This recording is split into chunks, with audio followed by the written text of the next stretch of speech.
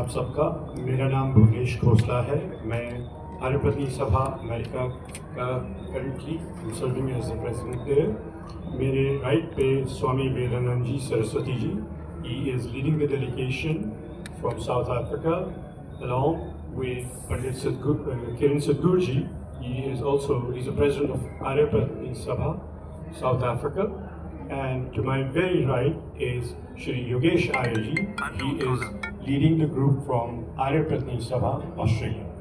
Thank you. At the very starting, on the onset, I do want to apologize. We were expecting His Excellency, the former President of Mauritius, but due to some scheduling changes and some protocol movements, high-level protocol movements at the capital, he's not able to make it this year. So we'll start with the United States. Arya Samaj in the United States is about 50 years old. We formed the first Arya Samaj in the late 70s. The Arya Pratinidhi Sabha America, which is a network of all Arya Samajas across the North American region, is about 38 years old. We are present in about 22 different states with 40 plus organizations, Arya Samaj organizations. We have Vedic havans all across the United States every Sunday. Some of the key projects that we are running a Sanskriti school, we are running a Montessori school in Houston. Most new Samajas now, like Atlanta, New Jersey, of course Houston, are running Vedic Sanskriti schools, and these are Sunday schools to propagate Vedic values to our young children. Arya Pratinidhi Sabha America runs online Vedic platform where we have daily sermons from Reverend Acharyas on Vedic teachings. We talk about, we have online learning classes on Satyaj Prakash, Rigvedadi Bhashya Bhumika, online satsangs. We were actually the first ones to develop a website and also an app where you could follow the app and perform havan. From a service point of view, Arya Pratinidhi Sabha is active anytime there is any natural disaster, whether it be anywhere in the world. Starting a few recent examples, 2001 there was a massive earthquake in Kutch, Gujarat. Arya Pratinidhi Sabha sponsored, with collaboration of the local teams and the global teams, an orphanage which hosted at least 200 children, and we don't know where those children would have been today had an organization like that not happened. We had a very similar project in Pondicherry, sponsored by the same organization team. Very recently, during the COVID pandemic, we sponsored over 500 oxygen concentrators here in our homeland, right here in New Delhi. So that is a little bit about North America. I will turn over to Pandit Sadhgurji for talk about South Africa. My Prem Namaste, good afternoon. I'm Kiran Sadhgur, Pandit Kiran Sadhgur, President of Arya Samaj South Africa, or Arya Pratinidhi Sabha South Africa. We are 100 years old this year, but our affiliates, the oldest affiliate that we have is 116 years old. We are concentrated throughout South Africa. The main center is based in KwaZulu-Natal, Durban, which is our headquarters. From there we move out to the different parts of South Africa. We are centered in the Midlands region of KwaZulu-Natal. We've gone as far as Gauteng, which is the business hub of South Africa, moved through to the southern part of Africa, which is Cape Town. We have a chapter there. So we are centered in different parts of the country. Historically, Arya Samaj has been responsible for language upliftment. We've had a historical perspective in terms of maintaining and running many Hindi schools. In fact, the radio station, the Hindi Shiksha Sangh is running, was created by the Arya Samaj South Africa. We have we are involved in the creation of one of the largest Anand ashrams and old age homes in the southern hemisphere, and that is the Aryan Benevolent Home in Durban. And we have an orphanage that is there, which houses over 90 people, 90 youngsters, and we also have another orphanage in Pietermaritzburg, which is run by different committees, but originally started and they're now subsidized by the state. When it comes to present day activities, we are very, very well linked to the political situation in South Africa. We work with the current government on various and many projects, social upliftment programs like gender-based violence, 16 days of activism. All of these things we participate in. We've just set up and we are setting up different chairs to deal with social upliftment programs, as I said, with gender-based violence. As part of our education program, we have the School of Vedic Studies, which is based on the ancient Sanskar system, but also to train our priests in a very formal 4-year program where they qualify as Vedic priests and go out to do work in the community. But as part of that, what is important, that we also train them to deal with the current day issues of drug addiction, also counseling of young couples, post-marital counseling, so that takes place. But I think we are also unique in South Africa, not even in India this happens. In South Africa we've got Hindu chaplains, Hindu priests that are working in the defense force, and they service the needs of our soldiers, and we also have the servicing of needs of prisoners in different parts of KwaZulu-Natal, that's in Durban, and in Pietermaritzburg. So our Vedic priests are enrolled and they go out to do rehabilitation work. But I think the important one is where we also have Hindu priests that services the needs of our soldiers that are on the ground. I was one of them. So when it comes to current day issues and relating to India, we look up to the Sarvadeshik Arya Samaj for guidance, for guidance and for support. And we also at the same time we are involved in education in terms of running programs in conjunction with India, and that is with Sanskrit, Hindi and various other subjects. Thank you. As you can see, worldwide, the Arya Samaj is actively involved in tackling current day issues and burning challenges in our society. When Maharishi Dayananji formed the Arya Samaj, as a revolutionary, he formed it to cut the shackles of the chains that bound our people, both spiritually and socially. And 150 years later, the Arya Samaj continues to tackle social issues on the ground. Not only perform bhashans, which are important, but most importantly takes those bhashans and puts them into practice. The 10 principles designed by Maharishi Dayananji are calls for us all, to respond to the need of the hour and uplift our people worldwide. All the Arya Samajas internationally are tackling issues, like you heard, such as gender-based violence, environmental changes and climate change, issues regarding peacekeeping efforts.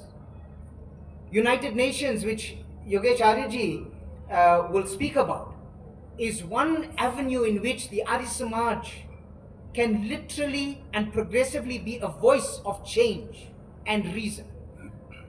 Because the Arya Samaj and its philosophy is an antidote to the challenges we face in society today.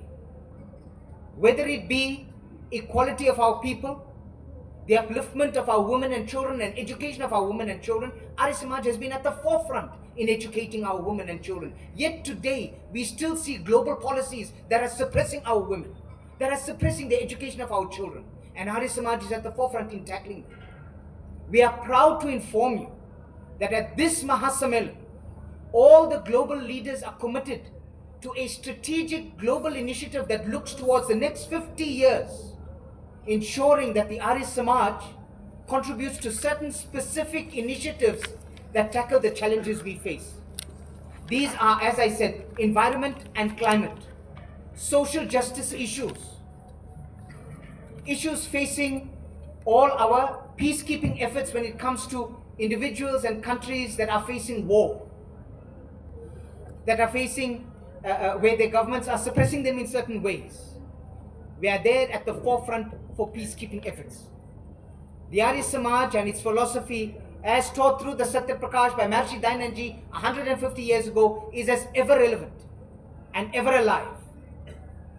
It is a socially transforming movement that doesn't just focus on religious issues, but takes spirituality into the forefront, into the ground to uplift our people. One of the projects done in South Africa, for example, is Project Tripti. One thing that human beings cannot live without is water. Water is the elixir of life. So as part of our contribution to ensuring that those without access to water in the most rural of areas, the poorest of the poor, the most marginalized, the Arya Samaj sinks boreholes in this area without any cost associated to it, so that our communities that have no access to water can now flourish. Schools of which the children walk barefoot, not knowing where the next drink of water, the next drop of water is going to come from. They have now access to those water, and over 10 boreholes have been sunk in South Africa.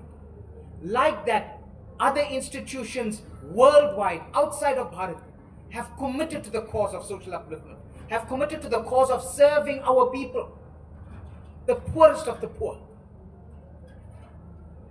For the next 150 years, the Arya Samaj has a plan which will really shake the foundations of tomorrow. With that, I'll pass to Yogesh ji, who will enlighten me on our endeavors for the United Nations and how Australia is making an impact in the Arya Samaj worldwide. वो मैं हिंदी में बोलता हूँ जी, और आपको अगर बीच में English निकल आए तो कोई बात नहीं, कोई दिक्कत नहीं, पर मैं कोशिश करता हूँ हिंदी में बोलता हूँ। देखिए, आर्य समाज की मूवमेंट अच्छे से डिस्क्राइब करती स्वामी जी ने, और आर्य समाज की जो भूमिका रही है वो इसके इंसेप्शन से जब से स्टार्ट हुआ है, it is not just prayer and Sunday satsang only. We work on the spectrum of humanity. और हिंदी में बोलूं तो हमारे वेदों का जो मूल है मनुर्भव, कि मनुष्य बनो, और इसी के अंतर्गत मानव सेवा हमारा प्रमुख उद्देश्य रहा है. क्योंकि जब हमारा उद्देश्य मनुर्भव है, मनुष्य बनने का है, तो मनुष्य बनने के प्रोसेस में जो जो बाधा आती हैं, whether it's a social inequality, gender inequality, uneducation, या फिर जो भी डोगमास हैं, जो भी इलॉजिकल प्रिवेलिंग धर्म है, चाहे उसको क्रिटिसाइज करना पड़े, आर्य समाज और आर्य समाज के मूवमेंट ने, चाहे वो ऑस्ट्रेलिया में हो, अमेरिका में हो, कहीं भी हो, उसने उस क्षेत्र में काम किया. ऑस्ट्रेलिया में भी ये शुरू हुआ था 24-25 साल पहले. फीजी के जो लोग थे, यहाँ से आर्य समाज फीजी गया, और फीजी के माध्यम से जब वहाँ कू हुआ तो वहाँ जो फीजी इंडियंस रहते थे, उन्होंने फिर न्यूजीलैंड और ऑस्ट्रेलिया में जब हम मूवमेंट हुआ तो वहाँ से आर्य समाज ऑस्ट्रेलिया में आया. और गुड टू नो कि उन्होंने अपनी हिंदी को, क्योंकि हिंदी भाषा नहीं है, वो साथ साथ कल्चर भी लेके चलती है, उन्होंने उस चीज़ को अच्छे से स्ट्रॉन्ग किया. वहाँ पर ऑफकोर्स जो प्रॉब्लम ह्यूमैनिटी की कहीं भी हो सकती हैं, वो वहाँ पर भी हैं, ऑस्ट्रेलिया में भी हैं. जो लोकल एबोरिजिनल हैं, उनके बीच में काम करना, उनको डिग्निफाई करना, उनको जो आइडेंटिटी क्राइसिस दे दिया अंग्रेजों के अधिग्रहण ने वहाँ पर, उसको अपलिफ्ट करने वाले आर्य समाज के लोग. एबोरिजिनल्स के बीच में काम करके उनको ये बताना कि आपके रूट्स किस तरह से इंडिया की कल्चर से, इंडिया की संस्कृति से जुड़ते हैं, उसको काम हमने किया. विदेश में रहने वाले जितने भी लोग आते हैं, जो फर्स्ट जनरेशन विच माइग्रेट्स, उनकी सबसे बड़ी प्रॉब्लम क्या होती है कि वो यहाँ की जो कल्चर है उसको साथ लेके जाना चाहते हैं. उसमें सबसे बड़ा योगदान आर्य समाज का रहा. उसके साथ साथ second problem of migrated people from India would be कि हम अपनी जो आने वाली जनरेशन है उसको अपनी कल्चर और कल्चर के रूट से कैसे जोड़ के देखें। क्योंकि आर्य समाज के पास सिद्धांत है वेद का, और वेद का मतलब बैक टू वेदास। ऋषि दयानंद की सबसे बड़ी विशेषता यह है कि उन्होंने सोशल रिफॉर्म को वेस्टर्न थिंकर के पॉइंट ऑफ व्यू से नहीं सोचा है, उन्होंने सोचा है बैक टू वेदास जाकर कि हमारे मूल में, क्योंकि क्या होता है, मैं अपने घर को सुधारना चाहता हूं लेकिन आपकी सोच से सुधारना चाहता हूं, मैं कभी नहीं सुधार पाऊंगा। और अगर आप आज देखिए तो हमारे जो प्रधानमंत्री जी हैं वो जितने भी रिफॉर्म कर रहे हैं वो इसलिए कर रहे हैं कि हमारी, और उसको ध्यान में रखते हुए कर रहे हैं कि भारत की संस्कृति क्या है, वेस्टर्न थिंकर से प्रभावित होकर नहीं, भारतीय सोच और भारत की संस्कृति क्या कहती है उस रिफॉर्म के बारे में, उसको लेकर वो चलते हैं। और यही काम प्रधानमंत्री से पूर्व हमारी आर्य समाज ने किया और वो 150 वर्ष तक लगातार करती रहे। तो मैंने जैसे बताया कि माइग्रेट फैमिलीज का पहला प्रॉब्लम होता है कि उनको अपनी कल्चर से जुड़े रहने की इच्छा रहती है, साथ में आने वाली जो जनरेशन है उसको, तो उसमें लैंग्वेज, द कल्चर, अपने रूट्स, उनसे जोड़े रखने का काम आर्य समाज करता है। Again, social reform becomes different in each and every different country because geopolitical situation it can be different, which means वहाँ की जो प्रॉब्लम्स हैं वो चाहे ड्रग्स की हो, चाहे वो आइडेंटिटी क्राइसिस की हो, चाहे कल्चर शॉक की हो, क्योंकि जब आप यहाँ से जाते हैं तो आपको कल्चर शॉक लगता है। The second generation think about कि मेन स्ट्रीम का जो कल्चर है वो अलग है और मेरी जो कल्चर है वो अलग है, वो अपने आप को कहीं नहीं रोक पाता और उसको अपने और इसका जो अफेक्ट पड़ता है वो उसके अपने पेरेंट्स के रिलेशनशिप से पड़ता है, because second generation think that our culture is very low and their mainstream is high।